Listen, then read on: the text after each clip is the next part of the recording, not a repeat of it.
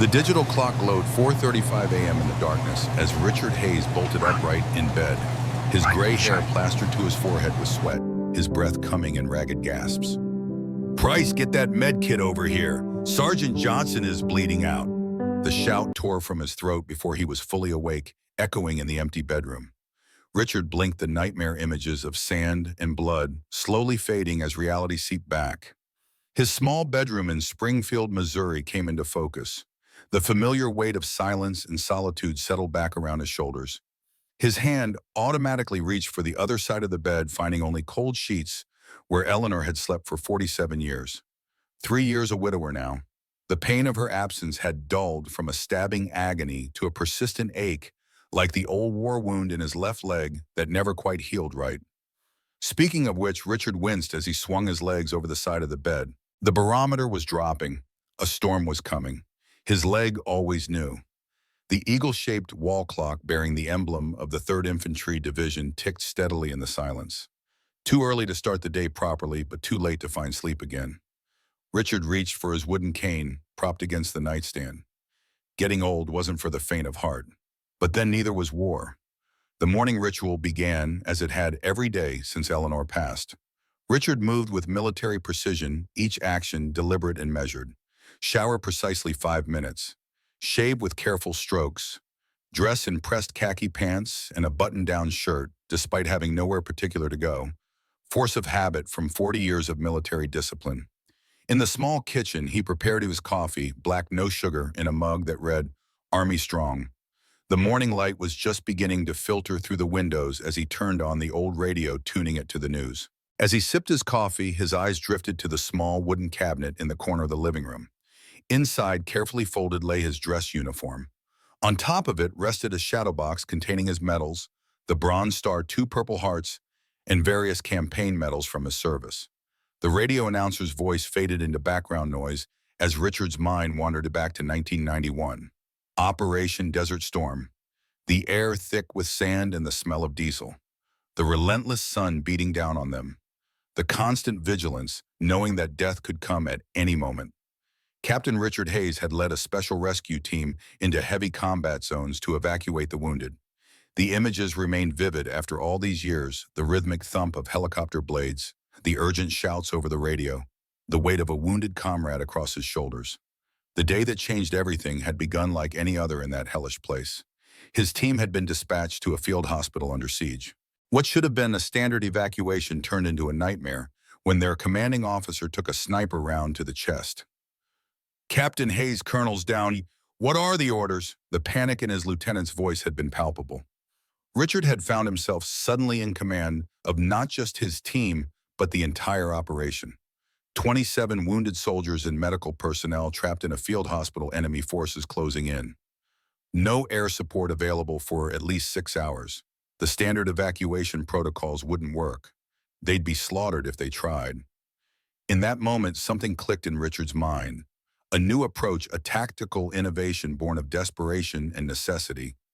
He divided his forces into 3 teams, a distraction unit to draw enemy fire, a small forward team to create a narrow corridor, and the main evacuation team moving in an unconventional pattern.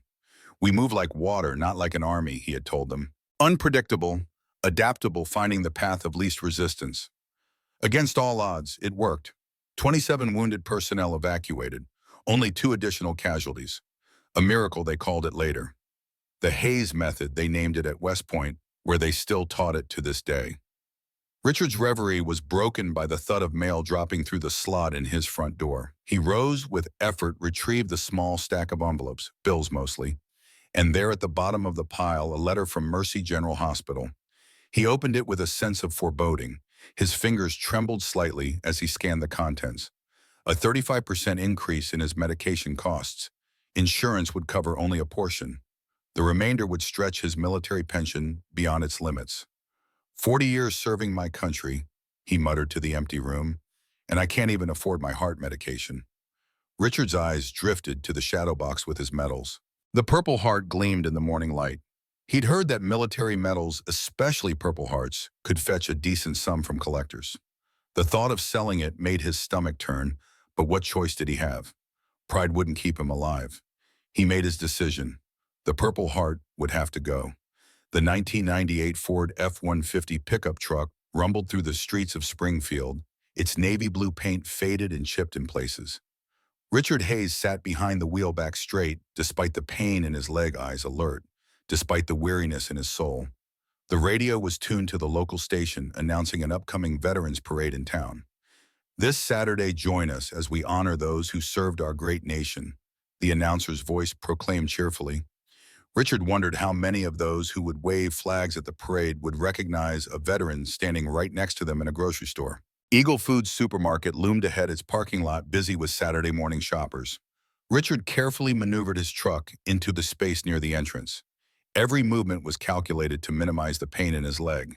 He reached for his old 3rd Infantry Division cap and placed it on his head before grabbing his cane. Inside, the supermarket buzzed with activity. Young mothers pushed carts with screaming toddlers. Teenagers stacked produce, their attention divided between work and their smartphones. Pop music played over the speakers, interrupted occasionally by announcements of special deals. Richard moved slowly through the aisles, a man out of time. His worn jacket and military cap stood in stark contrast to the bright colors and modern styles around him. He pulled a carefully written shopping list from his pocket: chicken, potatoes, bread, milk, eggs, coffee. The necessities, nothing more. Each item had its price noted beside it, calculated down to the penny to ensure he stayed within budget. At the dairy section, Richard reached for a gallon of milk, checking the price tag twice before placing it in his cart. As he did so, he became aware of someone watching him. A woman in her mid-40s stood nearby her cart containing a few items. She wore a simple jacket, but Richard's trained eye noticed the way she stood, straight back, shoulders squared. Military or former military. The woman nodded slightly, her eyes catching sight of his 3rd Infantry Division cap. A silent acknowledgement passed between them, the unspoken recognition that exists between those who have served. "Airman?" Richard asked quietly. "Air Force Lieutenant Maria Gonzalez," she replied with a small smile. "Iraq and Afghanistan? You, Army?" "Richard Hayes, Desert Storm." No more needed to be said. They both understood what those few words contained: the sacrifice, the brotherhood, the experiences that civilians could never fully comprehend. Richard continued his shopping, carefully selecting each item, mentally tallying the cost. $12.75 plus $3.50 comes to $23.45, he murmured to himself. When he finally made his way to the checkout, he chose lane 7, usually staffed by Sophia, an older cashier who always greeted him with respect. But today a young man stood there instead, scrolling through his phone with obvious boredom. The name tag on his blue store uniform read, "Jason Walker, Manager." Richard placed his items on the conveyor belt one by one. The young manager barely glanced up from his phone as he began scanning. When the total appeared on the screen, Richard reached into his wallet and produced his veteran's discount card, along with his military ID. "I have a veteran's discount," Richard said, his voice quiet but clear. Jason looked up, finally noticing the elderly man before him. He took the card, turning it over in his hands with obvious skepticism. His eyes flicked from the card to Richard and back again, a frown forming on his face. "You think this is worth anything?" Jason's voice was unnecessarily loud, drawing the attention of nearby shoppers. "Anyone can print this stuff off the internet these days." Richard felt the words like a physical blow. His face remained impassive, decades of military discipline keeping his expression neutral, but inside something crumbled. Not anger, he was too old and had seen too much for simple anger, but a profound disappointment. Maria Gonzalez, still shopping nearby, froze in place. Her head snapped up at the manager's words, her eyes narrowing as she took in the scene. Jason flipped the card between his fingers, his expression contemptuous. "These fake IDs are everywhere. You old guys think you're so clever." Richard said nothing, simply reached out a slightly trembling hand to retrieve his card. He tucked it back into his wallet with deliberate care. "Listen, old man." Jason continued, crossing his arms across his chest. "Either you pay full price or you leave. I'm being more than patient, but I have my limits." The supermarket had grown quieter. Other shoppers glanced uncomfortably at the confrontation, some moving to different checkout lines, others watching with a mix of curiosity and discomfort. A young mother pulled her child closer, whispering something about not staring. Maria had abandoned her shopping cart, moving closer to Richard's checkout line. Her face had hardened her stance, shifting subtly into what soldiers would recognize as a defensive posture. "I believe that's a legitimate military ID," she said, her voice carrying the unmistakable tone of command. Jason turned to her, his expression dismissive. "And what, you're some kind of expert in military IDs? You work here, no? Then mind your business, lady." Maria's jaw tightened, but she said nothing more. Her eyes dropped to Richard's 3rd Infantry Division cap, recognition flashing across her features.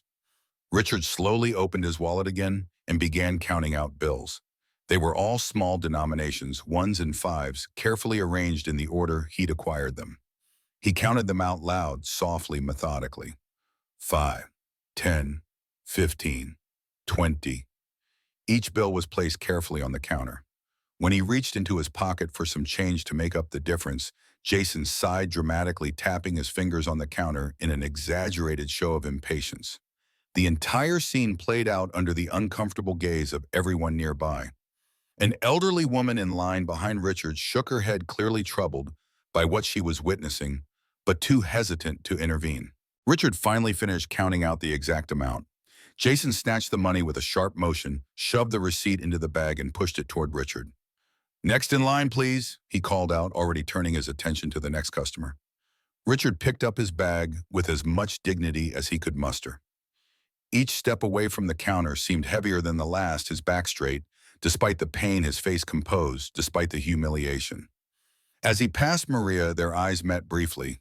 What she saw wasn't shame or anger, but a deep weariness and something more troubling, resignation. The look of a man who had grown accustomed to being invisible in the country he had once risked everything to protect. Maria watched him go, her hand already reaching for her phone. Richard Hayes walked slowly through the parking lot of Eagle Foods, the plastic grocery bag hanging from one hand, his cane gripped tightly in the other. Though his head was slightly bowed, his back remained military straight, a habit ingrained through decades of service that even humiliation couldn't erase. Behind him, Maria Gonzalez exited the store in a hurry, her purchases forgotten. She watched Richard for a moment, then lifted her phone to her ear. Her voice was low but urgent as she spoke. "General Carter, this is Lieutenant Maria Gonzalez. I know it's Saturday, sir, but I need your help. One of our own was just treated disgracefully, and I think you'll want to hear about this." Richard reached his old Ford, unlocking it with hands that betrayed a slight tremor. He placed his groceries carefully on the passenger seat and eased himself behind the wheel. For a long moment, he just sat there, staring through the windshield at nothing in particular. His hand moved to the inner pocket of his jacket, withdrawing the Purple Heart medal he had planned to sell. It caught the sunlight, sending a small flash across the interior of the truck. The metal seemed to weigh more than it should in his palm. The memories came unbidden. A military hospital in Germany, his arm bandaged pain medication making the world slightly fuzzy around the edges. General Norman Schwarzkopf himself visiting the wounded, pinning the Purple Heart to Richard's hospital gown. Captain Hayes, the general, had said, "Your innovative tactics saved a lot of lives out there. We're putting your evacuation method into the training manuals. You've made a difference that will outlast all of us." Richard had felt proud then, useful, valued. Now, decades later, sitting in a supermarket parking lot with a bag of groceries he could barely afford, he wondered what had happened to that world, that America, that valued its soldiers. He placed the medal on the dashboard and started the engine. Meanwhile, Maria paced beside her car, still on the phone. "Yes, sir." 3rd Infantry Division cap, older gentleman with a cane. The manager called his veteran's ID fake right to his face. On the other end of the line, Brigadier General William Carter sat up straighter at his desk at Fort Leonard Wood, about an hour from Springfield. Weekend or not, the commander of one of America's largest training installations never truly went off duty. "Did you get his name, Lieutenant?" the general asked, his voice carrying the distinctive cadence of a career military officer. "Richard Hayes, sir. He mentioned serving in Desert Storm." There was a pause on the line. "Hayes? Richard E. Hayes, Major Richard Hayes from the 3rd Infantry." Maria frowned slightly. "I don't know his rank, sir. He just said Richard Hayes, Desert Storm." "Describe him again." "Mid-70s, I'd guess. Silver hair, walks with a cane, very dignified bearing. Drives an old blue Ford pickup." Another pause, longer this time. When General Carter spoke again, his voice had changed completely. "Lieutenant Gonzalez, do you have any idea who you just met?" Sir Richard Hayes isn't just any veteran. He developed what we now call the Hayes method, the evacuation tactics we still teach at West Point. He saved 27 lives in a situation that should have been impossible. The man's a living legend in military tactical circles. Maria leaned against her car processing this information. The store manager humiliated him, sir, called his ID fake, made him count out change while people watched. General Carter's voice hardened. Where is this store? Eagle Foods on Lawrence Road, sir. I'm coming there now, and Lieutenant... Yes, sir. I'm wearing my full dress uniform, with all decorations. This ends today. Maria smiled grimly. Understood, sir. Back at his small, rented house on the outskirts of Springfield, Richard placed his grocery bag on the kitchen counter. The modest home was meticulously clean and organized, though sparsely furnished. A small dining table with 2 chairs, a worn armchair facing an older model television, bookshelves filled with military history and biographies. On the mantel, above a small fireplace, stood a collection of framed photographs. Richard in his dress uniform, decades younger. Eleanor in her wedding dress, her smile radiant. Their son Robert, and at various ages graduating high school, college, his own wedding. Robert lived in Seattle now with his wife and 2 children. They called on holidays, sent cards on birthdays. Not estranged exactly, but distant in ways that went beyond geography. Richard picked up the photo of Eleanor, his thumb gently tracing the outline of her face. You know, Ellie, he said to the empty house, sometimes I wonder if it was all worth it. The country we loved seems to have forgotten us. He set the photo down and moved to the window, looking out at the small front yard with its neatly trimmed grass. The American flag he had installed beside the front door fluttered gently in the autumn breeze. In his office at Fort Leonard Wood, General Carter was making phone calls. His first was to a state senator he knew personally. Yes, Senator, that's correct. The Richard Hayes, the one whose tactics we still teach. A pause. Yes, I agree completely. I need your help right away. His second call went to the Pentagon, to an old friend who now served as an Assistant Secretary of Defense. Jim, it's Bill Carter. We have a situation involving a national hero that needs immediate attention. He explained briefly. That's right. Can you make that happen? Excellent. His final call was to his aide-de-camp. Lieutenant, bring my staff car around. Full dress uniform for both of us. We're heading to Springfield. As General Carter hung up the phone, he looked at the framed photograph on his desk himself as a young captain in Afghanistan standing beside an Army tactical manual. The manual whose cover bore the title, Modern Evacuation Tactics, the Hayes Method. Time to meet the legend, he murmured to himself. Back at Eagle Foods, Jason was still working the register, now telling his co-workers about how he'd caught some old guy with a fake veteran's ID. You should have seen him trying to pull that scam. Jason laughed. Like we were born yesterday. The automatic doors slid open and the supermarket's typical Saturday afternoon buzz quieted instantly. A commanding figure stood in the entrance, sunlight glinting off the polished brass insignia on his dress blue uniform. Brigadier General William Carter, his chest adorned with rows of service medals and decorations, stepped into the store with the measured pace of a man accustomed to authority. Behind him came 2 officers in equally impressive uniforms, and Lieutenant Maria Gonzalez, her expression resolute. The entire supermarket seemed to hold its breath. Jason Walker continued bragging to his coworkers, completely unaware of the sudden silence that had fallen over the supermarket. These old guys think they're entitled to everything just because they claim they served. Half of them probably never left Fort Bragg. A customer tugged urgently at Jason's sleeve, nodding toward the entrance. Jason turned, the smirk freezing on his face. General William Carter stood just inside the automatic doors, an imposing figure in his immaculate dress blues. The morning light streaming through the entrance caught the polished brass of his insignia, creating an almost theatrical glow around him. The rows of medals and decorations on his chest told a story of decades of service and sacrifice. At 63, the general still maintained the ramrod-straight posture and commanding presence that had served him well through countless deployments and military operations. Flanking him were 2 high-ranking officers equally resplendent in their dress uniforms. Behind them stood Maria Gonzalez, her expression a mixture of satisfaction and solemnity. The supermarket fell completely silent. Shoppers stopped in the aisles, carts forgotten mid-push. Employees straightened unconsciously, a Pavlovian response to authority ingrained in the American consciousness. Even the piped-in music seemed to have paused in deference. General Carter surveyed the store with a measured gaze, quickly finding his target. With deliberate steps, he began walking toward the checkout lanes.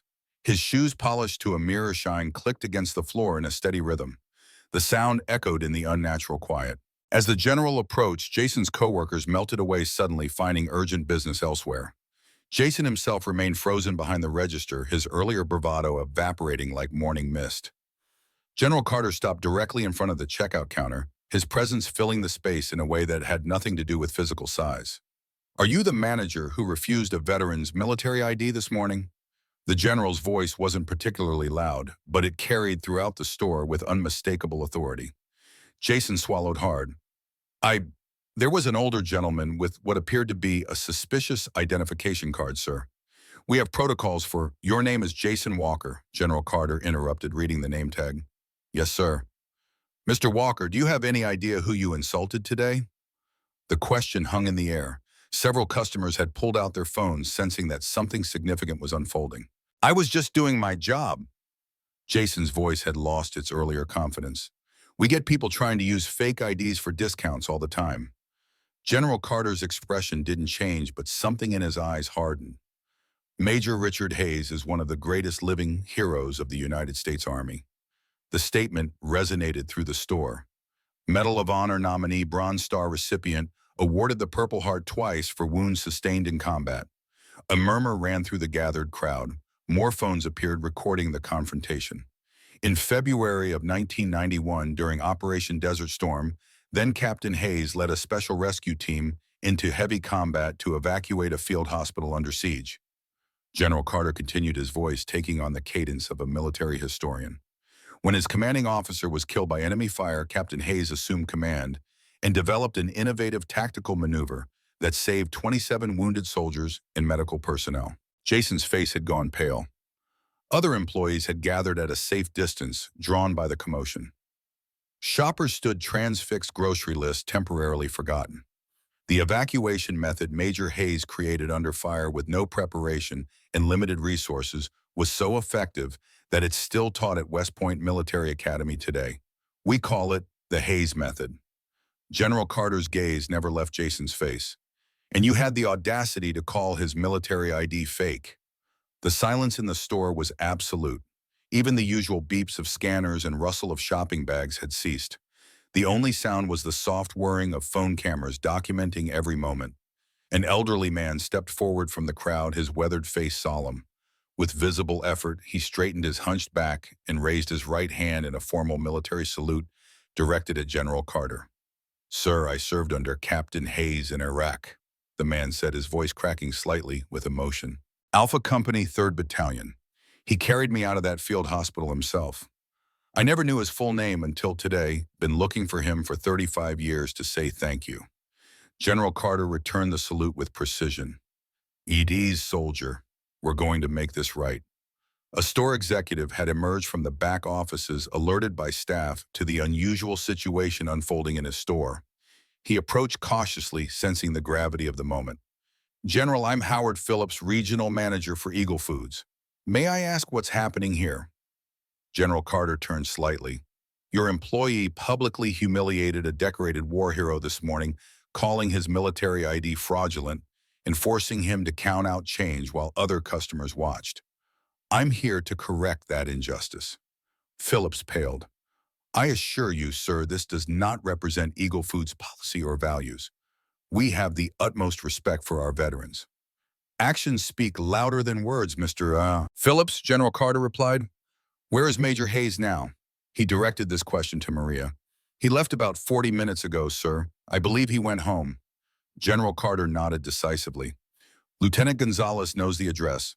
Mr. Phillips, I suggest you join us. Mr. Walker as well." It wasn't a request. There are amends to be made. As they moved toward the exit, a woman in the crowd called out, "General, thank you for standing up for our veterans." A spontaneous round of applause erupted following them out of the store. One by one, the phones that had been recording lowered, but not before the videos had begun making their way onto social media. The small convoy that pulled up outside Richard Hayes' modest home 20 minutes later was an incongruous sight in the quiet neighborhood. General Carter's official staff car, sleek and black with military plates, led the procession. Behind it came Maria's sedan, followed by Howard Phillips's luxury SUV. Richard was sitting on his small front porch when they arrived, still in his jacket and 3rd Infantry Division cap, his cane leaning against his chair.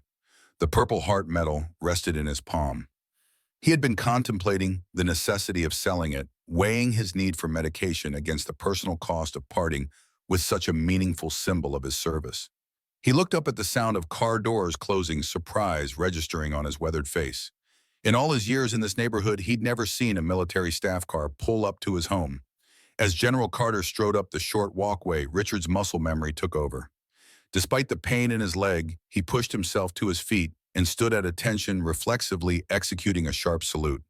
His back straightened, shoulders squared, chin lifted, the transformation from elderly civilian to military officer happening in an instant. General Sit, Richard acknowledged, his voice steady. General Carter returned the salute with equal precision. Major Richard Hayes, it's an honor to finally meet you, sir. The honor is mine, General, Richard replied automatically, though confusion clouded his eyes. May I ask what brings you to my home? Major, I'm Brigadier General William Carter, currently commanding at Fort Leonard Wood. This is Lieutenant Maria Gonzalez, who I believe you met earlier today. The general gestured to Maria, who also saluted Richard respectfully. And these gentlemen are from Eagle Foods Supermarket. Richard's expression tightened almost imperceptibly at the mention of the store. May we come in? Major, there are some matters we need to discuss. Richard nodded, stepping aside to allow his unexpected visitors to enter. The small living room with its modest furniture and carefully arranged photographs suddenly seemed crowded with the addition of 4 guests.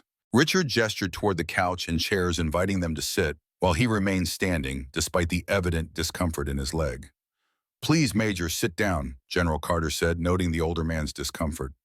Richard complied reluctantly, lowering himself into his armchair. The Purple Heart medal was still clutched in his hand, forgotten in the surprise of the moment. General Carter's eyes fell on the medal, then moved to Richard's face. Understanding passed between the two men, soldier to soldier, officer to officer, in a way civilians could never fully comprehend. Major Hayes, I was informed of what happened today at Eagle Foods, General Carter began. Let me be clear, what you experienced was unacceptable and disrespectful, not just to you personally, but to every man and woman who has worn the uniform of this country. Richard gave a slight nod, but said nothing. Sir. Howard Phillips stepped forward, his corporate polish momentarily shaken by genuine remorse. On behalf of Eagle Foods, I want to offer a formal apology for the disrespectful treatment you received today, particularly from our manager, Mr. Walker. Jason, who had been hovering near the door, looked distinctly uncomfortable. The swagger he had displayed in the store had completely vanished, replaced by the awkward demeanor of a boy caught in a serious transgression. Phillips continued, I've spoken with our corporate headquarters about what happened, and we've decided that effective immediately, all veterans will receive a 25% discount at all Eagle Foods locations, not just the standard 10%. Furthermore, every one of our employees will undergo mandatory training to recognize and respect military identification and the veterans who present them. He reached into his jacket pocket and withdrew an envelope. Additionally, Major Eagle Foods would like you to accept this as a small token of our regret and appreciation for your service. It's a gift card for $600 per month for the next 12 months.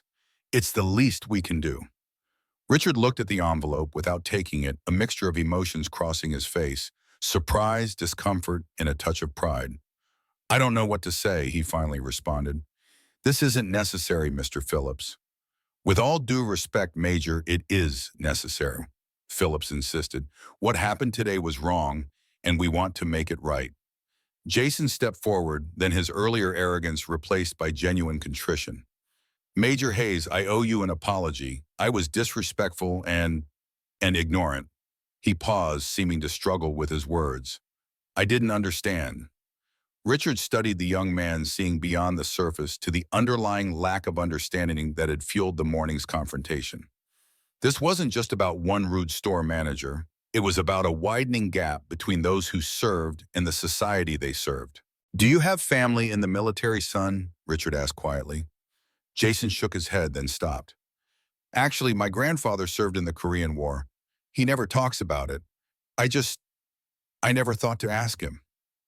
Perhaps you should, Richard suggested. There was no malice in his voice, only a gentle encouragement. Jason nodded, then reached into his pocket for his phone. In fact, sir, I called my grandfather right before we came here. For the first time ever, he told me about his service, about friends he lost. Jason's voice wavered. He asked me to tell you that men like you were the ones who kept men like him alive. The room fell silent for a moment, the weight of generations of service and sacrifice hanging in the air. General Carter cleared his throat.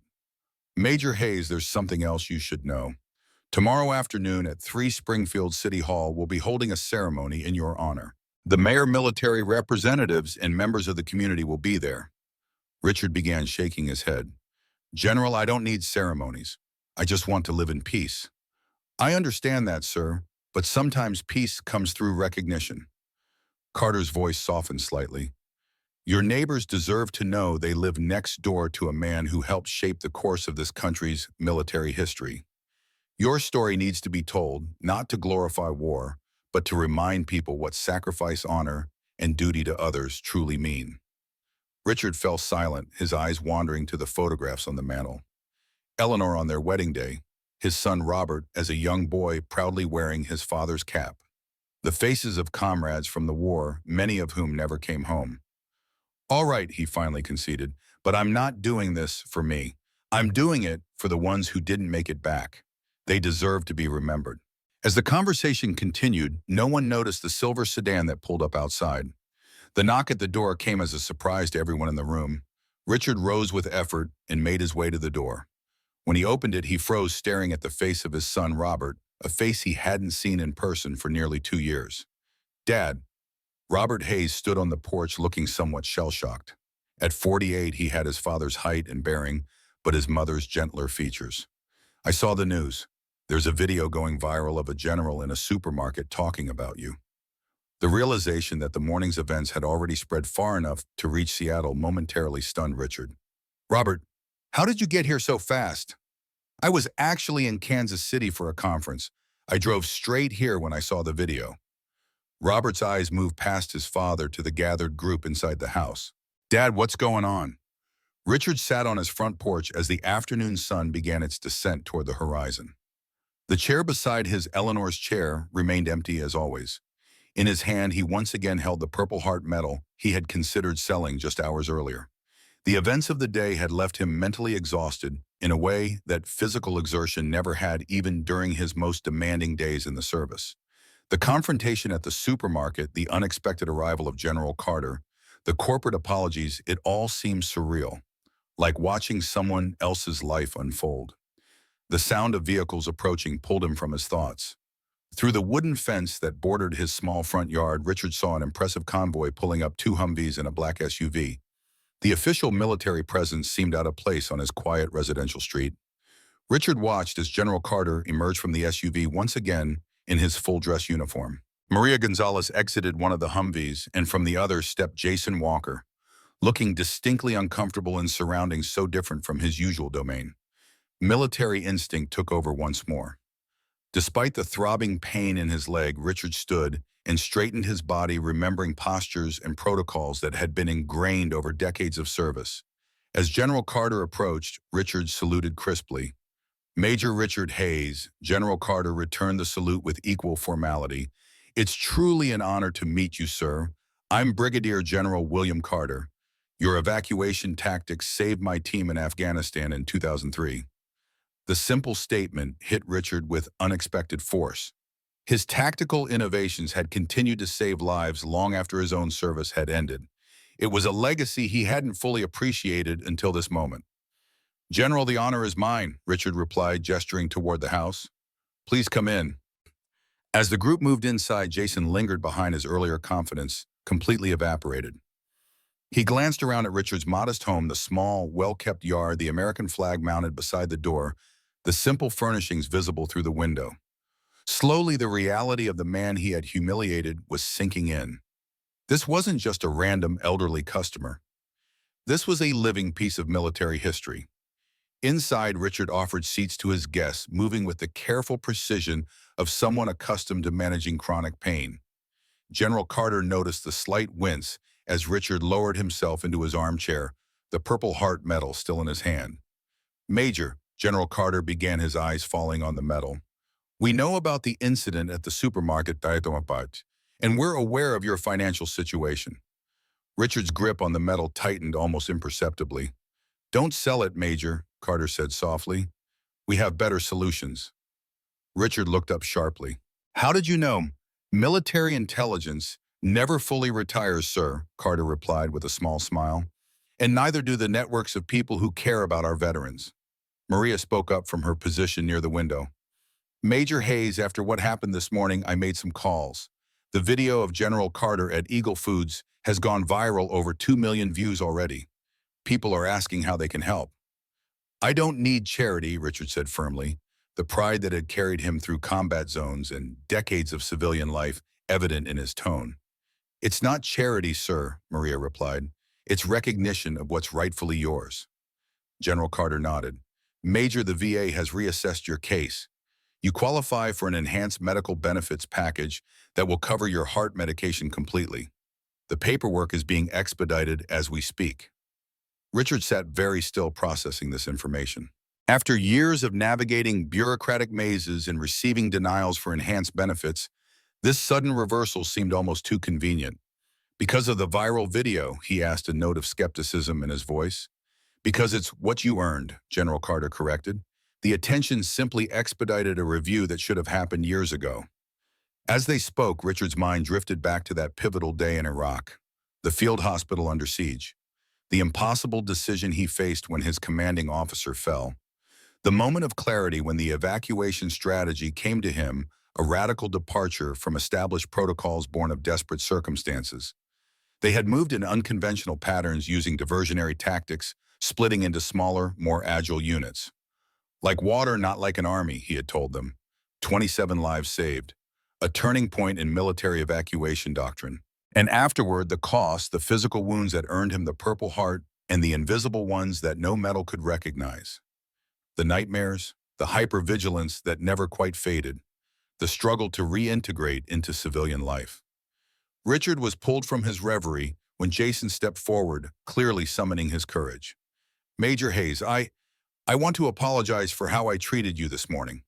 Jason's voice trembled slightly, his earlier swagger replaced by genuine remorse. What I did was wrong, and I'm truly sorry. Richard studied the young man's face, seeing beyond the surface to the underlying causes of the morning's confrontation. This wasn't just about one rude store manager. It was about a widening disconnect between civilians and those who served. What's your grandfather's name, son? Richard asked. Jason seemed surprised by the question. James Walker, sir. He served in Korea. Richard nodded. The Korean War veterans faced challenges many Americans never understood. They came home to a country that wanted to forget, not remember. Your grandfather likely carries stories and experiences he's never shared. He started talking today, Jason said quietly. After I called him about what happened, he told me things about friends he lost, about what it was like over there. I never knew any of it. That's a start, Richard said.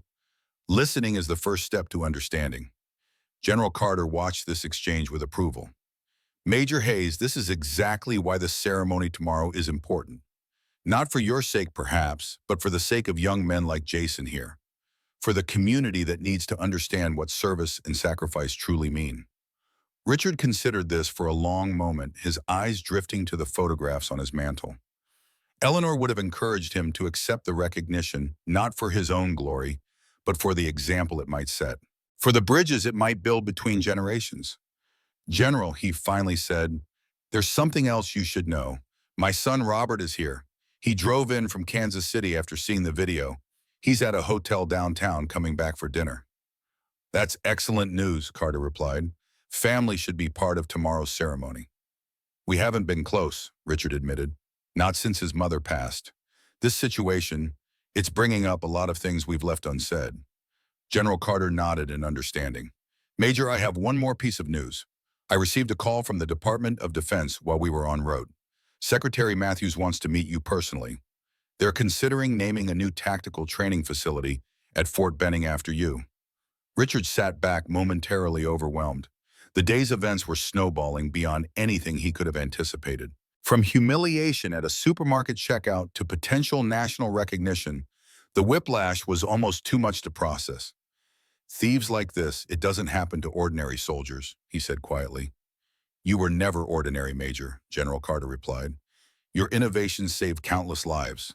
Your legacy continues every time a wounded soldier makes it home because of tactics you developed." Jason, who had been listening intently, spoke up again. "Sir, if you don't mind me asking, what exactly did you do in Iraq, I mean?" For the first time, Richard Hayes smiled, a small, wistful expression that briefly transformed his weathered features. "I adapted, son. When the standard approach would have gotten us all killed, I found another way." And with that, Richard began to tell his story. Not the sanitized version from official reports, but the raw human experience of a soldier facing impossible odds. As he spoke, the room fell completely silent, everyone present understanding they were hearing a first-hand account of history. The living room of Richard Hayes' modest home had become an unlikely gathering place. Richard sat in his armchair recounting details of his service that he had rarely shared. General Carter and Maria listened with the attentiveness of fellow soldiers who understood the language of combat and sacrifice. Jason absorbed everything with the wide-eyed realization that the history he had studied superficially in school had been lived by real people making impossible choices. Howard Phillips, the Eagle, Food's regional manager, had been quietly taking notes, occasionally glancing up with an expression that suggested business considerations were being rapidly overtaken by human ones. "So that's when we developed the staggered extraction pattern," Richard was explaining, his hands moving in the air to illustrate the tactical innovation. "Three teams each moving on different vectors, creating the impression of a larger force while actually concentrating our resources on the most vulnerable evacuees." General Carter nodded appreciatively. "Brilliant improvisation under fire. We've incorporated those principles into standard operating procedures for high-risk evacuations worldwide." A knock at the door interrupted the discussion. Richard rose with effort, making his way across the room. When he opened the door, he found himself face to face with his son Robert. At 48, Robert Hayes had his father's height and bearing, but softer features that resembled his mother. He wore a business casual outfit, clearly having come directly from some professional engagement, and carried a small overnight bag. The resemblance between father and son was striking, though Robert lacked the military posture that remained ingrained in his father even decades after service. "Dad," Robert said, momentarily taken aback by the gathering inside. His eyes widened at the sight of General Carter in full-dress uniform. "I didn't realize you had company." "Robert," Richard's voice carried a complex mixture of emotions, pleasure, uncertainty, a hint of apology. "Come in, son. There have been some developments today." Robert stepped inside, setting his bag by the door. The atmosphere in the room had shifted, personal family dynamics suddenly layered over the already complex situation. "Robert, this is Brigadier General William Carter." Richard performed the introductions with military precision. "Lieutenant Maria Gonzalez, Mr. Howard Phillips, and Mr. Jason Walker, from Eagle Food Supermarket." Robert shook hands with each person, his expression growing increasingly confused. "I saw something online about Dad and a supermarket incident, but clearly there's more happening here." General Carter took charge of the explanation efficiently, summarizing the morning's events, the viral video, and the recognition that was now being organized. As he spoke, Robert's expression cycled through disbelief, indignation on his father's behalf, and finally a kind of wondering pride. "A ceremony at City Hall," Robert said when Carter finished. "And the Department of Defense wants to name a facility after you, Dad. This is incredible." Richard looked somewhat uncomfortable with his son's enthusiasm. "It's unnecessary, but General Carter has convinced me it might serve a purpose beyond mere recognition." Howard Phillips spoke up then. "Major Hayes, as I mentioned earlier, Eagle Foods wants to make amends. In addition to the store's new policy and the gift card, we'd like to establish an annual scholarship in your name for children of veterans pursuing higher education." Richard began to shake his head, but Robert interrupted. "Dad, this is important. Think about what it could mean for veterans' families." Their eyes met, and decades of unspoken history passed between them. Robert, who had grown up with a father often absent on deployment. Richard, who had missed school plays and baseball games, who had returned from war with invisible wounds that affected the entire family. Eleanor, who had held them together through it all. "Mr. Phillips," Richard finally said, I appreciate the gesture. If it will help other veterans and their families, I accept. Jason had been quiet for some time, but now he stepped forward again. Sir, I've been thinking. My grandfather never talked about Korea before today. After what happened, I called him and it was like a dam broke. He told me things he's been holding inside for 50 years. Jason pulled out his phone. I'd like to show you something if that's okay. He navigated to a social media page and handed the phone to Richard. On the screen was a rapidly growing group titled Honoring Major Hayes and All Veterans. The membership counter showed over 10,000 people and climbing. It started after the video went viral, Jason explained. People wanted to know your story. They want to understand what veterans like you have done for this country. Richard stared at the screen, genuinely taken aback. After decades of feeling increasingly invisible in civilian society, the sudden spotlight was jarring. Robert moved to stand behind his father's chair, placing a hand on his shoulder, a gesture of support that spoke volumes about their relationship. For all their distance, when it mattered, they were still father and son. Dad, I need to say something, Robert said quietly. I'm sorry I haven't been around more since Mom passed. I've used work as an excuse, but the truth is I didn't know how to connect with you without her as our bridge. The room fell silent, the other guests becoming acutely aware they were witnessing an intensely personal moment between father and son. Richard reached up to cover his son's hand with his own, a rare physical demonstration of affection from a man of his generation. Your mother always understood both of us better than we understood ourselves. She did. Robert agreed, his voice thick with emotion. She used to tell me stories about you, about your service, about the man you were beyond the uniform. She wanted me to understand. Richard's mind drifted back to a day long ago when Robert was perhaps 7 years old. The boy had found his father's medals and was playing with them, fastening the purple heart to his pajama top and marching around the living room. Robert, those aren't toys, Richard had admonished, perhaps too sharply. Eleanor had placed a gentle hand on her husband's arm. He doesn't understand what they mean yet, Richard, but one day he will. That day, it seemed, had finally arrived. Dad, I've seen the video, Robert continued. I heard what General Carter said about your actions in Iraq. Why didn't you ever tell me? Though all these years I knew you served with distinction, but I had no idea you were considered a tactical innovator, that you saved all those lives. Richard sighed deeply. It wasn't something I wanted to revisit, son. And military accomplishments don't always translate well to civilian life. What matters on the battlefield often seems remote and abstract at home. But it's part of who you are, Robert insisted. It's part of our family story. Before Richard could respond, General Carter's phone rang. He checked the screen and excused himself, stepping out onto the front porch to take the call. When he returned a few minutes later, his expression had changed subtly more formal, if that were possible. Major Hayes, he said, standing at attention in the doorway. I've just received a call from the Pentagon. The Secretary of Defense has been briefed on your situation and your service record. Sir, the President would like to meet you next week at the White House. The room fell completely silent. Even Phillips and Jason seemed to understand the magnitude of this development. Richard stared at General Carter in disbelief. The President? Why would he want to meet me? Because, sir, your story represents something America needs right now, a reminder of the quiet heroism and innovation that has kept this country safe.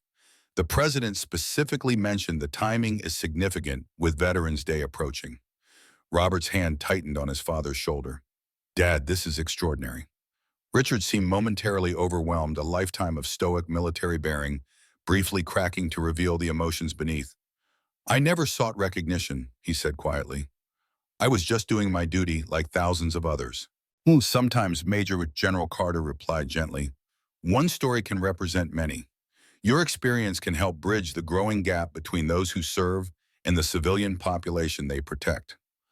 Howard Phillips, sensing a shift in the conversation toward matters beyond his corporate purview, stood and straightened his jacket. Major Hayes, I should be going. The arrangements we discussed will be implemented immediately. The gift card, the new veteran discount policy, the scholarship, all of it. And again, please accept my deepest apologies for this morning's incident. Richard nodded acknowledgement, still processing the news about the White House invitation. As Phillips prepared to leave, Jason remained rooted in place, a contemplative expression on his young face. The transformation in his demeanor since that morning was remarkable, from arrogant dismissal to genuine reverence. "Major Hayes," Jason said hesitantly, "I'd like to stay in touch if that would be okay with you. I'm thinking about something and I'd value your advice." Richard studied the young man, seeing past the morning's behavior to something more fundamental, a person at a crossroads reassessing previously unexamined assumptions. "My door is open, son," Richard replied simply. As Phillips and Jason departed, General Carter checked his watch. "Major Lieutenant Gonzalez and I should be going as well. Tomorrow's ceremony is scheduled for 1500 hours, 3 o'clock civilian time. A car will be sent for you and your son at 1400. After final salutes were exchanged and the military contingent departed, Richard and Robert found themselves alone in the quiet house, father and son with years of distance between them and a sudden new chapter opening before them. Robert moved to the kitchen, automatically checking the refrigerator as Eleanor would have done. "You don't have much food in the house, Dad. Should we order something?" "There's a diner down the street that delivers," Richard suggested. "Your mother and I used to go there on Sundays after church." As Robert called in their order, Richard sat heavily in his armchair, the day's events catching up with him. From humiliation at a supermarket checkout to a presidential invitation, the whiplash was almost too much to process. When Robert returned, he sat across from his father, leaning forward with elbows on knees in a posture reminiscent of serious childhood conversations. "Dad, I have to ask, all these years, why did you keep so quiet about what you did, even within our family?"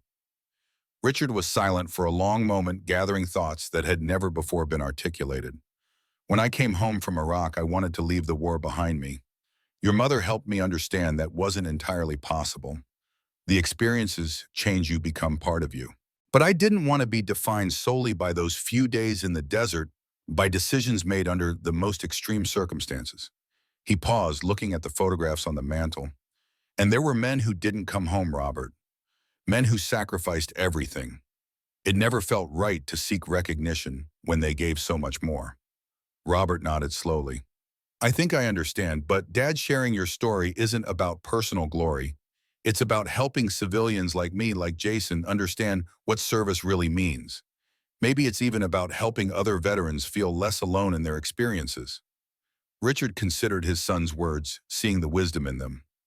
Eleanor would have said something similar, he realized. She had always understood the importance of bridges between different worlds. "Your mother would be pleased to see you thinking this way," Richard said softly. "She was always the wisest of us," Robert agreed with a sad smile.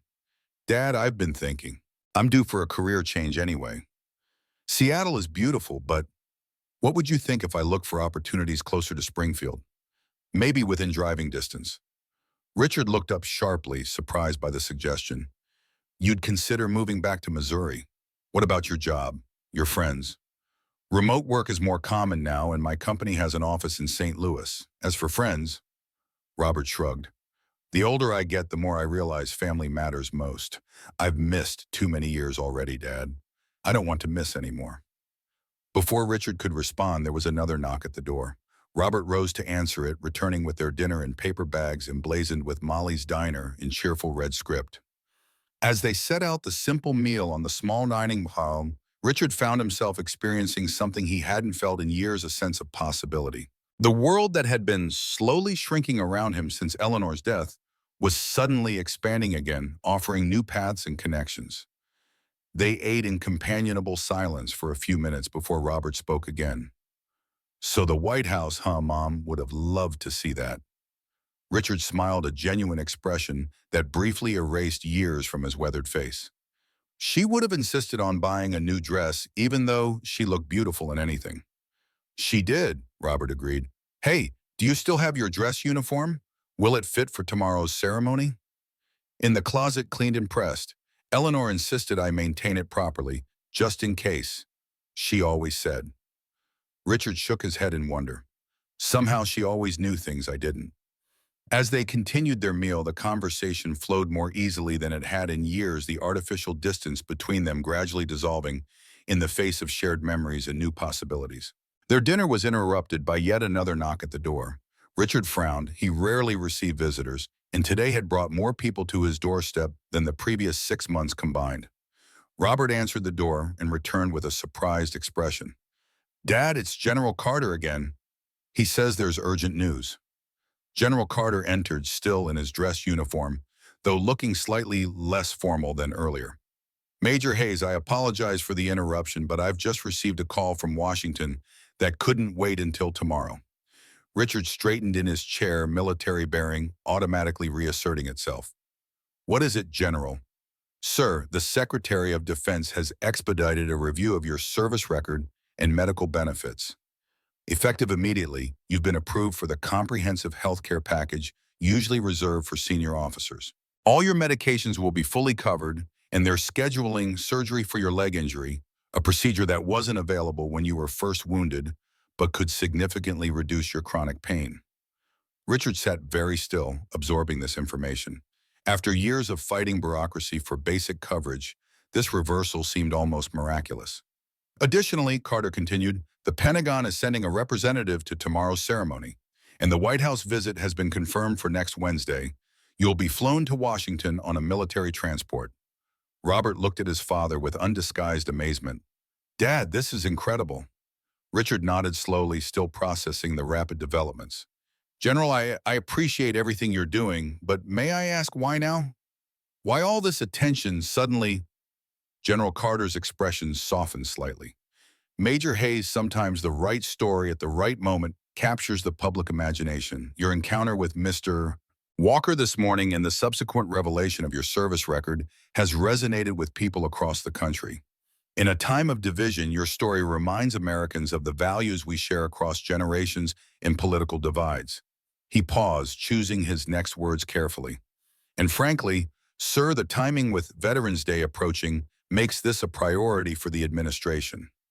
Your story puts a human face on military service in a way that politicians and parades cannot." Richard considered this, understanding the political calculations involved, but also recognizing the genuine opportunity to make a difference for other veterans. "One more thing, Major," General Carter added. "I've received word that several members of your old unit from Desert Storm will be attending tomorrow's ceremony. They've been notified and are making arrangements to be there." This finally broke through Richard's careful composure. The thought of seeing men he had served with, men whose lives had been intertwined with his during the most intense experiences of his life, it touched something deep within him. "Thank you, General," he said simply, his voice carrying the weight of emotions he would not directly express. As General Carter prepared to leave, he paused at the door. "The ceremony begins at 1500 hours, Major. A car will be here at 1400. He saluted crisply, then departed into the evening darkness. Robert closed the door behind the general and turned to his father. "Dad, I don't even know what to say.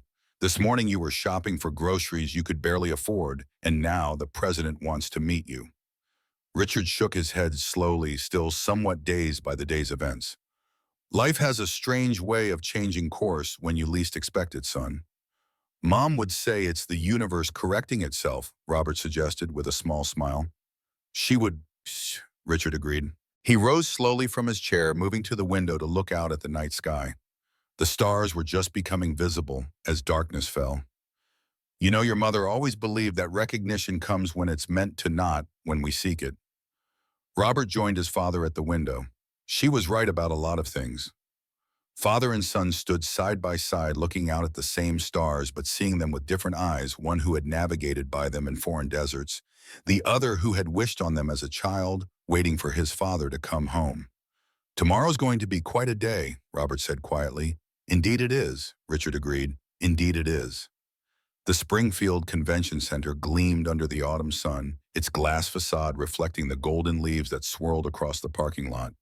The building, usually reserved for trade shows and community events, had been transformed overnight for this special occasion. Red, white, and blue bunting draped the entrance, while an enormous American flag hung suspended from the ceiling of the main hall.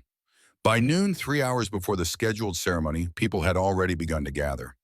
Veterans in their service caps and military insignia stood in small groups, sharing stories in hushed voices. City officials in formal attire greeted constituents with campaign season enthusiasm. Local news crews set up cameras, sensing the human interest potential of the story that had gone viral just days before. Inside a small preparation room, Richard Hayes stood before a mirror, adjusting his dress uniform. The deep blue fabric had been meticulously preserved over the decades, though it hung slightly looser on his frame than it once had.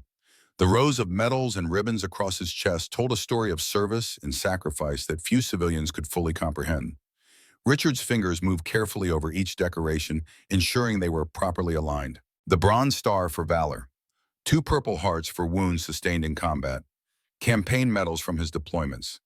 Each represented memories, some he treasured, others he had spent years trying to forget. The door opened behind him and Robert entered wearing a crisp charcoal suit. He paused, seeing his father in full military regalia for the first time in many years. "Dad," he said softly, "you look like you just stepped out of a history book." Richard turned, a hint of self-consciousness in his expression. "The uniform still fits more or less. Your mother insisted I maintain it properly." "She was always thinking ahead," Robert agreed. He stepped closer, noticing his father's slightly trembling hands. "Are you nervous?" Richard considered the question. "Not nervous exactly. It's been a long time since I've worn this uniform in public. A long time since I've spoken about those days." There was a gentle knock at the door. Maria Gonzalez entered, herself resplendent in her Air Force dress blues. "Major Hayes, they're ready for you to take a look at the hall before the guests are seated." Richard nodded, drawing himself up to his full height, shoulders square, chin lifted. Despite his age and the pain that had become his constant companion in that moment, he was every inch the military officer he had once been. The main hall of the convention center had been transformed. The stage was draped with patriotic bunting.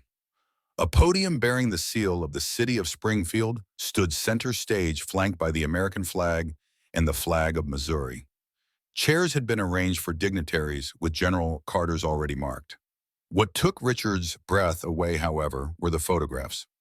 Large, professionally mounted images lined the walls of the hall, pictures from his military service, many of which he hadn't seen in decades.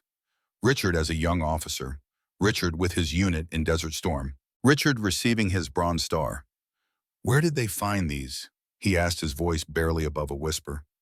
"Military archives," Maria explained. "General Carter had them expedited. The Pentagon sent some as well." Richard moved slowly among the images, each one triggering a flood of memories. The faces of men he had served with, some who had returned home, others who hadn't. The harsh landscapes of distant battlefields. The moments of camaraderie that had sustained them through the darkest times. He stopped before a particular photograph, Richard, his arm bandaged, receiving the Purple Heart from General Schwarzkopf in a military hospital. The image captured the mix of pain and pride in his younger self's expression. "I remember that day," Richard said quietly. "I was more concerned about the men still in the field than about any medal." As they continued around the hall, the doors opened to admit an elderly man supported by a middle-aged woman who appeared to be his daughter.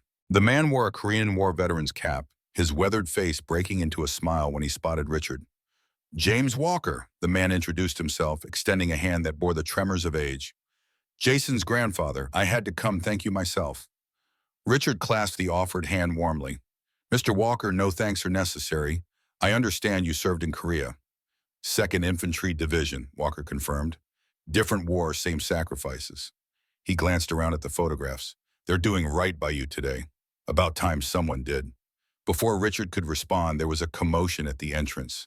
A group of men in their 60s and 70s entered together, some walking unaided, others with canes or wheelchairs. Each wore some emblem of military service, caps, pins, or in some cases, partial uniforms. "My God," one of them exclaimed, catching sight of Richard. "It really is him." Richard stared in disbelief as recognition dawned. These were his men, soldiers from his unit in Desert Storm. Men he had served with, fought alongside, and in some cases carried to safety. The first to reach him was Samuel Johnson, now 72, walking with a pronounced limp. "Captain Hayes," he said, reverting to Richard's rank during their service together. "Or I guess it's Major now." "Sam," Richard's voice caught with emotion. "I never thought I'd see you again. When we heard about what happened, the store, the general, all of it, we started calling each other. Had to be here." Johnson gestured to the assembled veterans. "Most of us wouldn't be alive if not for your crazy evacuation plan." One by one, they approached men whose young faces Richard had carried in his memory for decades, now aged and weathered by time but instantly recognizable to him. Each greeting, each handshake, each embrace carried the weight of shared history that needed no explanation. Thomas Rivera, who had lost a leg but gone on to become a high school teacher. William Chen, who still bore the scars of burns across the left side of his face. Marcus Patterson, who had been the unit's medic and later became a surgeon. Each had a story of life after combat, of opportunities that wouldn't have existed without Richard's actions on that fateful day. David Miller approached in a wheelchair, looking up at Richard with eyes bright with emotion. "Captain, I've thought about you every single day since you carried me out of that hospital," he said, voice thick with emotion. "I have 2 children and 4 grandchildren who wouldn't exist if not for you." By now, other guests had begun to arrive, filing into the hall and taking their seats. Many stopped to watch the reunion unfolding near the stage, sensing they were witnessing something profound. General Carter arrived in full-dress uniform, accompanied by 2 high-ranking Pentagon officials. The mayor of Springfield and members of the city council entered together, followed by representatives from veteran service organizations and local dignitaries. Jason Walker arrived with his grandfather, both men taking seats in the front row. Jason looked markedly different from the arrogant young manager of just days before, humbled, thoughtful, attentive to his grandfather's needs in a way that spoke of newfound respect. At precisely 300 p.m., the ceremony began. The crowd rose as Richard was escorted to the stage by General Carter, taking his place in the seat of honor. Robert sat beside him, pride evident in every line of his posture. The mayor approached the podium first. "Today, we honor a hero who has lived among us largely unknown and unrecognized. Major Richard Hayes' story reminds us that extraordinary individuals walk among us every day, men and women who have served our nation with distinction but seek no acclaim for their sacrifices." The mayor's speech was followed by General Carter's more detailed account of Richard's military service, particularly the innovative evacuation tactics he had developed under fire. "The Hayes method, as it came to be known," General Carter explained, "is still taught at West Point Military Academy. It has saved countless lives in conflicts around the world in the decades since Major Hayes first improvised it in the deserts of Iraq." As General Carter spoke, Richard found himself transported back to that day, the chaos, the fear of the moment of clarity, when the unconventional strategy had come to him. He had never considered himself particularly innovative. He had simply done what was necessary to bring his men home. The Pentagon representative rose next, announcing formally what General Carter had already shared privately. "It is my honor to inform you that a new tactical training facility at Fort Benning will be named the Richard E. Hayes Center for Combat Rescue Operations. Furthermore, Major Hayes' medical benefits have been upgraded to the highest available tier, effective immediately." A spontaneous round of applause erupted from the audience.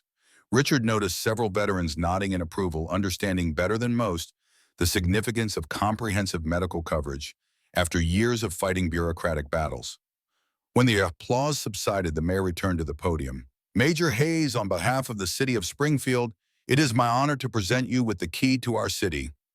Richard rose with effort, straightening to his full height as he accepted the ceremonial key. For a moment, he simply stood there, overwhelmed by the sudden recognition after decades of quiet anonymity. Then, unexpectedly, the doors at the back of the hall opened. The national anthem began to play as a color guard entered, a formation of soldiers from both Iraq and Afghanistan wars, all trained in the tactical approaches that Richard had pioneered. They marched with precision down the center aisle, coming to a halt before the stage, rendering a perfect salute to the man whose innovations had saved so many of their comrades. The emotion of the moment was palpable throughout the hall. Veterans stood at attention. Civilians placed hands over hearts. Richard returned the salute with military precision, his weathered face reflecting the solemnity of the moment. When the anthem concluded, Richard was invited to speak. He approached the podium, slowly gathering his thoughts. He had never been comfortable with public speaking, had always preferred action to words. But today, he understood that his story needed to be told. "I am not a hero," and he began, his voice low but clear. "I was simply a soldier doing his duty, as millions of American men and women have done throughout our nation's history." He paused, scanning the faces before him. His former comrades, now aged like himself, young service members in their crisp uniforms, civilians trying to understand a world of experience foreign to them. "The true heroes are those who never came home," he continued, "those who gave everything for their country, and their fellow soldiers. It is in their memory that I accept this recognition today. Richard spoke briefly about that pivotal day in Iraq, describing in simple terms the tactical innovation born of desperate circumstances. He spoke of the men he'd served with, many now present in the audience. He spoke of the bond that forms between those who face death together, a connection that transcends time and distance. Then he addressed the younger generation represented in the hall. To those of you who have never served, I ask only this. When you see an older veteran, remember that you're looking at someone who once placed everything on the line for this country. Behind every aging face is a story of courage, sacrifice, and duty. Some stories make the news. Most don't. But all deserve your respect. As Richard concluded his remarks, a figure rose from the front row. Jason Walker approached the stage, his earlier arrogance completely vanished. He carried a small box in his hands. Major Hayes, he said, his voice trembling slightly. On behalf of Eagle Foods, and personally as someone who failed to recognize the hero before him, I want to offer this small token. He opened the box to reveal a beautifully crafted display case designed to hold Richard's medals and decorations. And I also want to announce that I've enlisted in the National Guard. Your example and my grandfather's stories have shown me that there are more important things in life than my own convenience or authority. This unexpected announcement drew surprised murmurs and then warm applause from the audience. Richard regarded the young man thoughtfully, seeing genuine transformation in his demeanor. The uniform will teach you much, Mr. Walker, Richard said quietly. Listen to what it has to say. The ceremony concluded with a standing ovation that lasted several minutes. As the formal proceedings ended and the crowd began to mingle, Richard found himself surrounded by well-wishers, former comrades, local citizens, young service members, eager to meet the man behind the tactical methods they had studied. As Richard moved through the crowd with Robert at his side, a reporter approached with a microphone and camera. Major Hayes, how does it feel to finally receive recognition after all these years? Richard paused, considering the question carefully. Recognition isn't what most veterans seek, he answered. We did our duty because it was our duty not for ceremonies or keys to cities. What matters most to me today is reconnecting with the men I served with, and perhaps helping younger generations understand something of what service and sacrifice truly mean. Later at a small reception in the hotel across the street, Howard Phillips from Eagle Foods approached with news. Major Hayes, our board has unanimously approved the Veterans Scholarship Program. It will be called the Major Richard Hayes Scholarship for Military Families, providing 10 full scholarships annually to children of veterans pursuing higher education. As the evening wound down, General Carter confirmed the details for Richard's upcoming White House visit. The President is eager to meet you, Major. Your story has resonated far beyond Springfield. The drive home was quiet, both Richard and Robert lost in their own thoughts about the day's events. The modest house on the outskirts of Springfield seemed unchanged, yet somehow different, in the context of the day's revelations and recognitions. That night, Richard stepped out onto his small front porch. The autumn night was clear, stars scattered across the velvet darkness. He lowered himself carefully into his chair, feeling the weight of the day in every muscle and joint. The empty chair beside his Eleanor's chair seemed especially poignant tonight. She would have loved this day, would have managed every detail with her usual efficiency, would have beamed with quiet pride at the long overdue recognition. You were right, Ellie, Richard said softly to the night air. You always said the world has a way of balancing accounts eventually. 2 weeks after the ceremony at the Springfield Convention Center, Richard sat in the waiting room of the Veterans Affairs Medical Center. The place had changed significantly since his last visit. New furnishings, improved lighting staff who moved with greater purpose and efficiency. Whether these changes were widespread or specifically implemented for his case, Richard couldn't tell.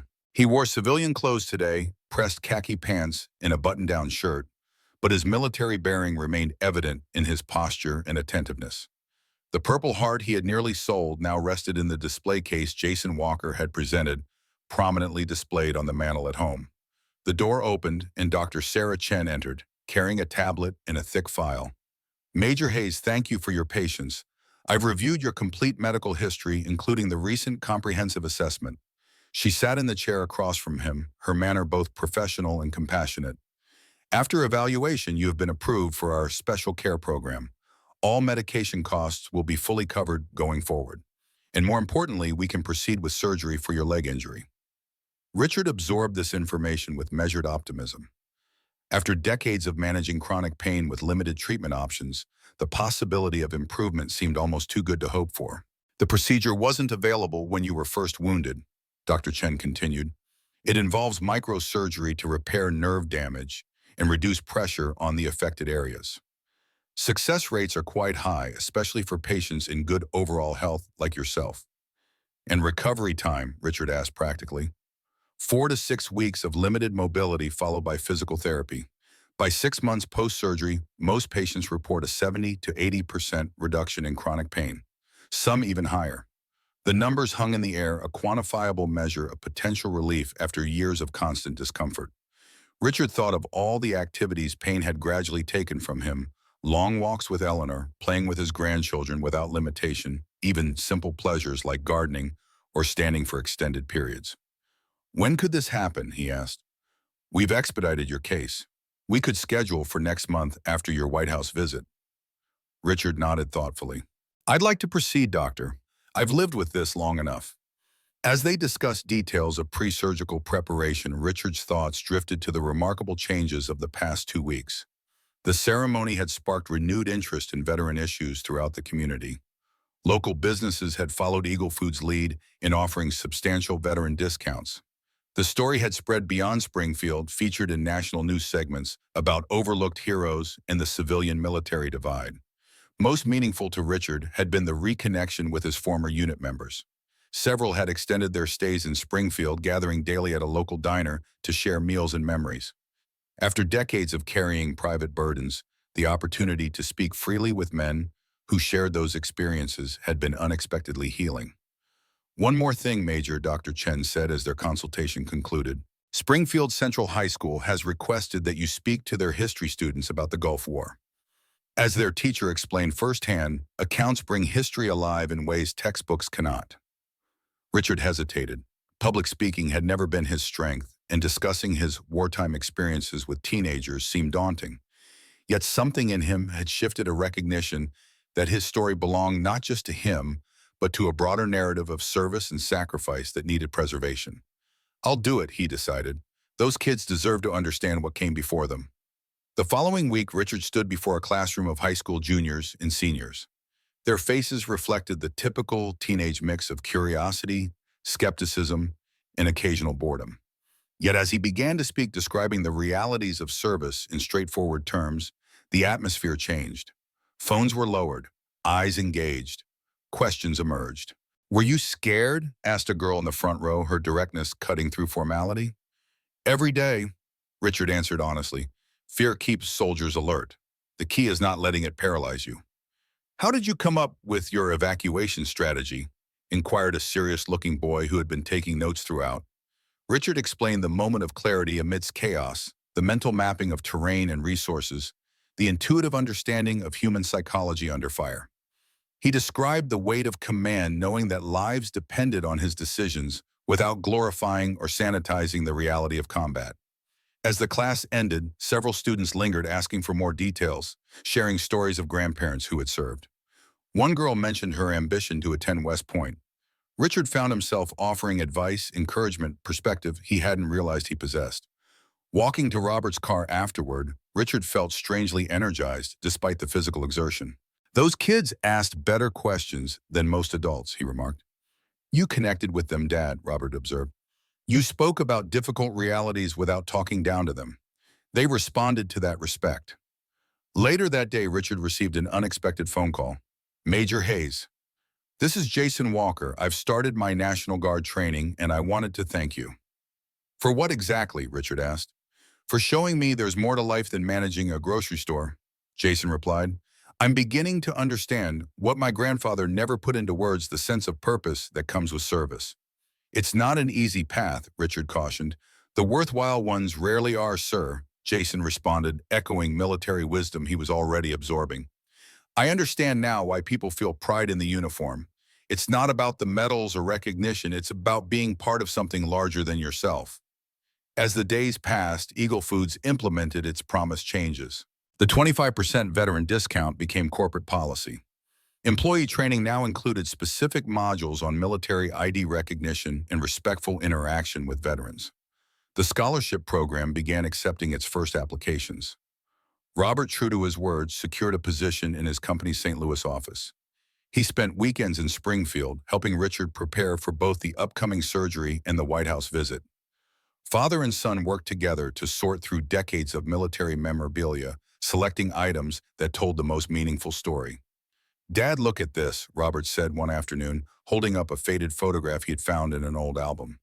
It showed Richard and Eleanor at a military ball, both young and smiling, her hand resting on his uniformed arm. "Our 10th anniversary," Richard recalled. "She wore that blue dress I always loved." "She was beautiful," Robert said softly, "and so proud of you."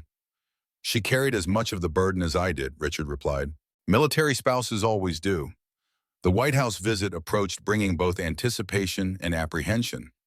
Richard was measured for a new dress uniform, as his preserved one showed signs of age, despite Eleanor's careful maintenance. Robert arranged for his father's medals to be professionally mounted. Travel arrangements were confirmed through military channels. Then 3 days before their scheduled departure for Washington, Richard received an official letter from the Pentagon. He opened it at the kitchen table, Robert watching with curiosity as his father's expression changed from concentration to astonishment. "What is it, Dad?" Richard handed him the letter. "They're upgrading my Bronze Star to a Silver Star. Apparently, a review of recently declassified mission reports revealed that my actions met the higher criteria." Robert scanned the formal language of the notification. "This is incredible. A Silver Star is the third highest combat decoration." "It's just a piece of metal," Richard said, though his voice betrayed deeper emotion. "The men who came home safe, that was always the real reward." The morning they were scheduled to leave for Washington, Richard woke early. He stood at his bedroom window watching dawn break over his small yard. The American flag beside his front door caught the first rays of sunlight, its colors vivid against the pale sky. So much had changed in the weeks since that humiliating moment at Eagle Foods, from invisibility to recognition, from isolation to reconnection, from resignation to renewed purpose. There was a soft knock at his door. "Dad, are you up? The military car will be here in an hour." "I'm ready, son," Richard replied. And he was ready not just for this journey to Washington, but for the new chapter of life opening before him. A chapter that included surgery with the promise of reduced pain, strengthened bonds with his son, reconnection with his former comrades, and opportunities to share his experiences with younger generations. As he turned from the window, his eyes fell on Eleanor's photograph on the nightstand. "We're going to the White House, Ellie," he told her quietly. "You always said I'd get there someday." The morning sun filled the room with golden light, illuminating not just the present moment, but the path forward, a path that had unexpectedly emerged from what had seemed like the end of the road. Richard Hayes straightened his shoulders and reached for his cane. There were still miles to travel, stories to tell, and a legacy to secure, not for his own glory, but for all those who had served alongside him before him and those who would come after. 6 months later, Richard Hayes walked along the tree-lined path of Springfield's Veterans Memorial Park without his cane. Beside him trotted a golden Labrador retriever named Scout, a gift from the Four Paws for Veterans program. The spring air carried the scent of freshly cut grass and blooming flowers, a welcome change after the long Missouri winter. The surgery had exceeded all expectations. Dr. Chen's team had repaired decades-old nerve damage using microsurgery techniques that hadn't existed when Richard was first wounded. Physical therapy had been grueling but effective. Now at 77, Richard moved with more ease than he had in 20 years. He approached a new building at the edge of the park, a modern single-story structure with large windows and a stone facade. Above its entrance, bronze letters spelled out Richard Hayes Veterans Community Center. The facility had opened just 2 weeks earlier, providing services, resources, and most importantly, a gathering place for local veterans of all ages. Richard paused at the entrance, Scout sitting attentively at his heel. The idea for this center had emerged during his visit to the White House, where discussions with the president had expanded beyond personal recognition to addressing systemic issues facing veterans. What began as a simple ceremony had evolved into something far more meaningful, a lasting commitment to those who had served. Inside, the main hall hummed with activity. Veterans played chess in one corner. Young soldiers recently returned from Middle East deployments worked at computer stations accessing educational and employment resources. A counseling area offered private spaces for those struggling with the invisible wounds of war that Richard knew all too well. Major Hayes, Jason Walker, approached his bearing noticeably changed after 6 months of National Guard service. The arrogance that had once defined him had been replaced by a measured confidence and genuine respect for others. The Korean War panel discussion is about to start. My grandfather is one of the speakers. Richard nodded. I wouldn't miss it, Specialist Walker. The relationship between the two men had evolved into something neither could have predicted, a kind of mentorship that transcended their inauspicious first meeting. Jason had completed his initial guard training with distinction and now served 1 weekend a month while continuing his civilian job at Eagle Foods, where he had implemented comprehensive veteran support programs. They entered the center's meeting room where James Walker sat on a panel with 3 other Korean War veterans. The audience included high school students, community members, and veterans of other eras. The intergenerational exchange of experiences and perspectives was exactly what Richard had hoped the center would facilitate. As he took his seat, Richard spotted Robert entering from a side door. His son now lived in a rented house just 10 minutes away, having settled into his new position in St. Louis. Their Sunday dinners had become a weekly tradition, often extended to include veterans from Richard's old unit who had relocated to the area. The Korean War panel began the elderly veterans sharing experiences that had gone largely untold for decades. Richard watched the audience, particularly the younger members, listening with genuine interest and respect. This, perhaps more than the building itself, represented the true legacy he had hoped to establish: a bridge of understanding between generations, a community of mutual support among those who had served. After the panel concluded, Richard made his way through the center, greeting people he had come to know over the past months. The journey that had begun with humiliation at a supermarket checkout had expanded into something far greater than personal recognition. It had become a catalyst for community transformation. Eagle Foods had become a model for veteran-friendly businesses throughout the region. Other companies had adopted similar discount policies and training programs. Most significantly, the first recipients of the Richard Hayes Scholarship had been announced just last week: 10 children of veterans who would receive full college funding. One of these scholarship recipients, the daughter of a Marine severely wounded in Afghanistan, had sent Richard a letter that he now carried in his pocket. My father's sacrifice gave me life, she had written. Your scholarship is giving me a future. The letter had affected Richard more deeply than any medal or ceremony. Dad, Robert approached with a smile. How are you feeling today? No pain. Better than I've felt in 20 years, Richard confirmed. Dr. Chen says I'm her star patient. She told me you've been mentoring newly returned veterans about managing chronic pain, Robert said. That's making a real difference. Richard shrugged, slightly uncomfortable with praise. Just sharing what I've learned the hard way. Might as well make those decades of pain count for something. They moved toward the center's memorial wall, where photographs and service histories of local veterans created a visual history of American military service. Richard's photograph and story held a prominent position, his silver star and other decorations captured in the image. But he took greater satisfaction in seeing the stories of others displayed with equal dignity, including those who had never received formal recognition. Major Hayes, a center volunteer, approached. They're ready for your remarks at the dedication ceremony. Richard nodded, gathering his thoughts as he followed the volunteer to the outdoor amphitheater. The dedication of the center's memorial garden had drawn a substantial crowd: city officials, military representatives, community members, and veterans of all ages. As Richard took the podium, he surveyed the gathered faces. 6 months ago, the prospect of public speaking would have filled him with dread. Now, having shared his experiences in classrooms, at community events, and during the White House visit, he had found his voice. This center isn't about any individual, he began. It's about all who have served, from the highest decorated officer to the most anonymous private. Each carried burdens and made sacrifices that only others who have worn the uniform can fully understand. Richard spoke briefly about the importance of remembrance, not to glorify war, but to honor those who answered the nation's call. He emphasized the center's mission of supporting veterans of all eras while educating the wider community about military service. "I am not a hero," he concluded, echoing the words he had spoken at the convention center months earlier. "I'm just a soldier who did his duty. The true heroes are those who never came home, those who gave everything for their country and their comrades. It is in their memory that we dedicate this garden today." As Richard stepped away from the podium, a spontaneous standing ovation erupted from the crowd. He acknowledged it with a modest nod, uncomfortable with personal acclaim, but recognizing its importance in the broader mission of veteran recognition. The ceremony continued with the unveiling of a simple but elegant monument at the garden center, a stone pillar inscribed with words that Richard had chosen in honor of those who served, those who sacrificed, and those who never returned. Their valor must not be forgotten.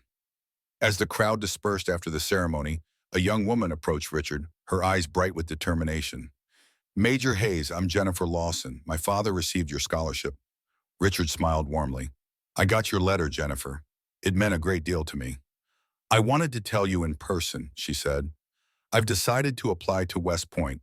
Your story and my father's have inspired me to serve." This, Richard realized, was the most meaningful recognition of all. Not a medal or a building named in his honor, but a young person choosing to carry forward the values of service and sacrifice into a new generation. The cycle continuing, the torch being passed. As the day's events concluded, Richard and Robert returned to Richard's home, the same modest house, though now filled with more life and purpose than it had known in years. Scout bounded ahead of them, having already claimed his favorite spot on the porch. Richard settled into his chair while Robert brought out 2 glasses of iced tea. The evening air was pleasant, carrying the sounds of the neighborhood children playing lawnmowers, humming everyday life, continuing in the peace that men like Richard had helped secure. "I checked in with the scholarship committee today," Robert mentioned. "Applications for next year are already triple what they projected. They're considering expanding the program." "Good, Bob," Richard nodded. "Education changes trajectories. Those kids deserve the opportunity." They sat in companionable silence for a time, watching the sunset paint the sky in shades of orange and purple. Richard's gaze occasionally drifted to the empty chair beside his Eleanor's chair that he had never moved or replaced. "Do you think Mom would be proud of all this?" Robert asked, following his father's glance. "She'd say it was about time," Richard replied with a small smile. "Your mother always believed recognition comes when it's meant to, not when we seek it. She was right about that, about most things." As darkness settled and the first stars appeared, Richard reflected on the extraordinary journey of the past 6 months. From the humiliation at Eagle Foods to the White House ceremony with the president. From isolation to community. From resignation to renewed purpose. The Richard Hayes Veterans Community Center. The scholarship program that would help veterans' children build better futures. The tactical training facility at Fort Benning, where young officers learned the Hayes method. The improved medical protocols for veterans with similar injuries. Each represented not personal glory, but a structural improvement in how the nation recognized and supported its veterans. Richard looked down at his leg, the source of so much pain for decades now, largely healed thanks to surgical techniques that hadn't existed during his service years. It seemed a fitting metaphor for his journey, old wounds long endured finally addressed with new understanding and commitment. "You know, Ellie," Richard said softly to the empty chair beside him, "perhaps all of this did have meaning, not for fame or recognition, but because it teaches the next generation about honor, courage, and service." He looked up at the stars emerging in the darkening sky, the same stars that had watched over battlefields across time, that had guided soldiers home, that had witnessed humanity's struggles and triumphs through the ages. "And maybe," he continued quietly, "that's our true legacy after all." Scout patted over and laid his head on Richard's knee. Robert sat nearby, content in the restored connection with his father. Inside the house, photographs of Eleanor watched over them all, her presence still felt in the lives she had shaped. That morning, Richard had received a letter from a veteran in Ohio who had seen his story on the news. "I've been invisible for 40 years, the man had written. "Seeing you finally recognized has given me hope that it's not too late for healing." It was one of dozens of similar messages that had arrived from across the country. Richard Hayes, once a young captain, making split-second decisions that would save lives and change military doctrine, now an elder statesman helping bridge the civilian-military divide, felt a profound sense of peace settle over him. The journey that had begun with forgotten valor had transformed into an enduring legacy, one that would continue to influence lives long after he was gone. And in the gentle evening breeze, he could almost hear Eleanor's voice. "I told you so, Richard. I told you it would all make sense someday."